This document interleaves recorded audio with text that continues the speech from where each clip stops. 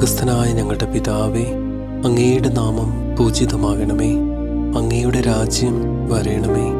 അങ്ങയുടെ തിരുമനസ് സ്വർഗത്തിലെ പോലെ ഭൂമിയിലുമാകണമേ. അന്നന്ന് വേണ്ടുന്ന ആഹാരം ഇന്ന് ഞങ്ങൾക്ക് തരണമേ. ഞങ്ങളോട് തെറ്റ് ചെയ്യുന്നവരോട് ഞങ്ങൾ ക്ഷമിച്ചിരിക്കുന്നത് പോലെ ഞങ്ങളുടെ തെറ്റുകളും ഞങ്ങളോടും ക്ഷമിക്കണമേ.